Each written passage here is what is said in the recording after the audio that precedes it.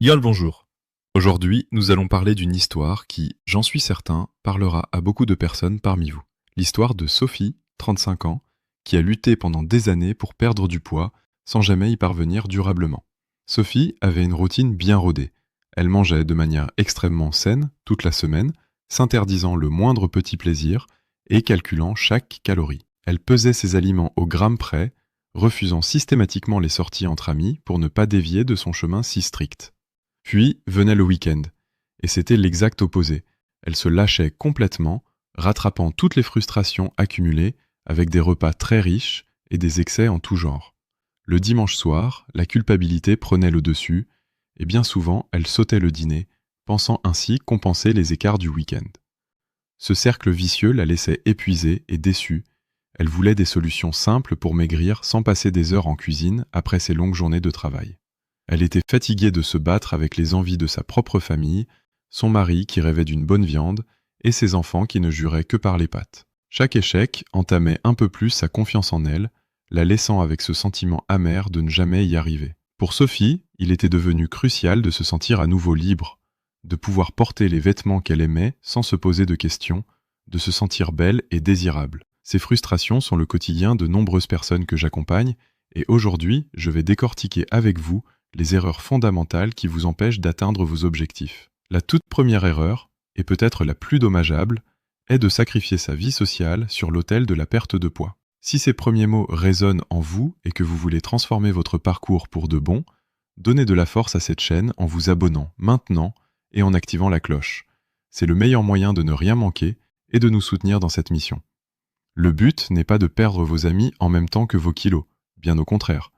On cherche à perdre du poids pour vivre mieux et plus longtemps. Il est donc totalement insensé de s'interdire de vivre pendant le processus. Notre quotidien est déjà suffisamment source de stress.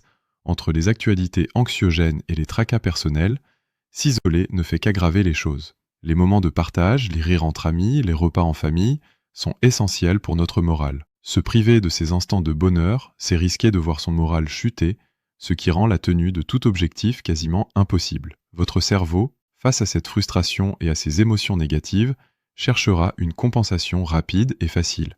Il vous réclamera alors instinctivement des aliments réconfortants, souvent très riches en sucre et en gras. C'est ainsi que naissent les craquages incontrôlés, ces moments où l'on anéantit en quelques minutes les efforts de toute une semaine. Apprenez donc à sortir, à profiter, sans pour autant faire la plante verte dans un coin en sirotant de l'eau. Rappelez-vous qu'il y a 28 repas dans une semaine, si vous en faites 4 par jour. Un ou deux repas un peu moins équilibrés ne ruineront absolument pas vos progrès. Mon conseil serait de ne jamais arriver à une invitation de ventre vide. Prenez une collation saine avant de partir pour ne pas vous jeter sur les apéritifs. La deuxième erreur capitale est ce que l'on appelle l'effet du foutu pour foutu. Sophie était une experte en la matière. Comme beaucoup de gens, elle voyait tout en noir ou en blanc, sans aucune nuance de gris. Soit son repas était absolument parfait, soit il était complètement raté. Cette vision binaire est un piège terrible. Imaginez la scène, après une semaine parfaite, vous êtes à une soirée et vous craquez pour une rondelle de saucisson, puis une deuxième. Et là, la petite voix dans votre tête vous dit « c'est fichu de toute façon ». Alors vous en mangez 10, puis 15, vous ajoutez chips, 3 verres d'alcool et 2 parts de gâteau au chocolat. Cet extrémisme est dangereux, dans l'alimentation comme dans la vie en général. Aucun aliment n'est totalement mauvais, tout est une question de modération et de fréquence. Même l'eau, essentielle à la vie, peut devenir mortelle si vous en buvez 50 litres dans la même journée. Le chocolat, c'est la même chose. Ne jamais en manger est une source de frustration. En manger une tablette par jour est néfaste pour votre santé. Apprenez à être raisonnable et surtout, acceptez que vous n'êtes pas parfait, personne ne l'est. Vous avez le droit d'avoir des moments de faiblesse, des envies, des jours où la fatigue l'emporte. Nous sommes des êtres humains, pas des machines. C'est pour cette raison que je ne suis pas un grand partisan du cheat meal, ce repas de triche où tout est permis une fois par semaine. Je pense qu'il est bien plus intelligent et sain d'intégrer de petites touches de plaisir tout au long de la semaine, plutôt que de créer un choc brutal pour votre système digestif. La troisième erreur est de déclarer la guerre à tous les sucres et à toutes les graisses sans distinction. Depuis des décennies, les modes minceurs se succèdent en diabolisant tour à tour un nutriment. Il y a quelques années, le gras était l'ennemi public numéro 1, on a vu fleurir les produits à 0%. Aujourd'hui, on se rend compte que c'était une erreur, notre cerveau lui-même est une boule de bon gras. Depuis une dizaine d'années, c'est le sucre qui est sur le banc des accusés. Mais se priver totalement de sucre est une autre bêtise, car c'est faire de la paresse intellectuelle.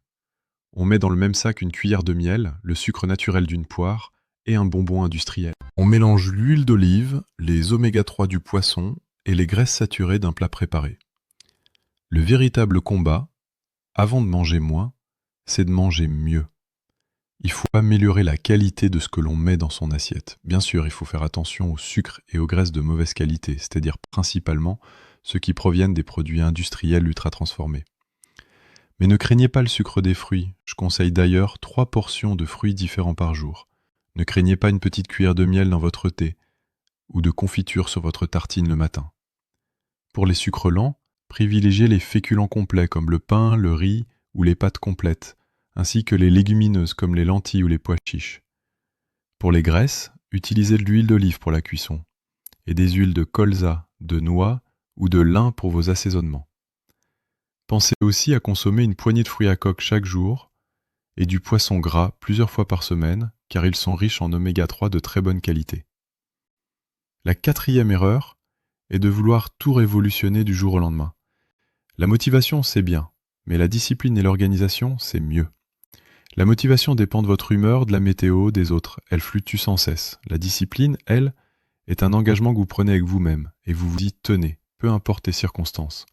Le secret est de se faire une promesse et de ne jamais la rompre. Concernant votre alimentation, identifiez 3 ou 4 habitudes néfastes. Par exemple, vous buvez 10 cafés sucrés par jour, vous grignotez devant la télévision le soir, et le fast-food du samedi midi est systématique.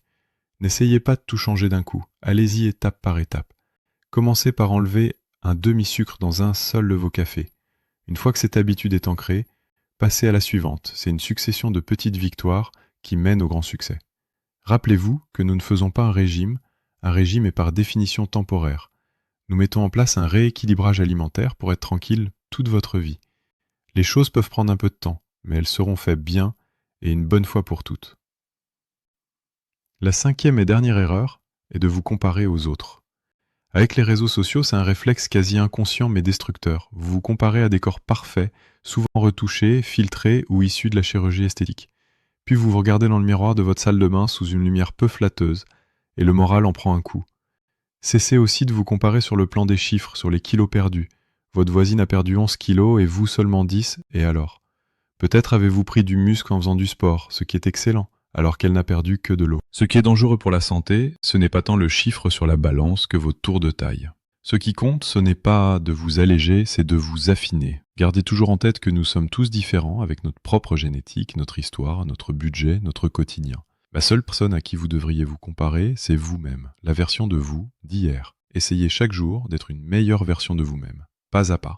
Et surtout, apprenez à regarder le chemin que vous avez déjà parcouru plutôt que celui qui reste à faire. Si vous avez déjà perdu 20 kilos et qu'il n'en reste que 5, ne vous pourrissez pas la vie pour ces 5 derniers kilos, mais soyez fiers du travail immense déjà accompli. Nous y allons à votre rythme, progressivement, mais définitivement. J'espère que ces réflexions vous seront utiles.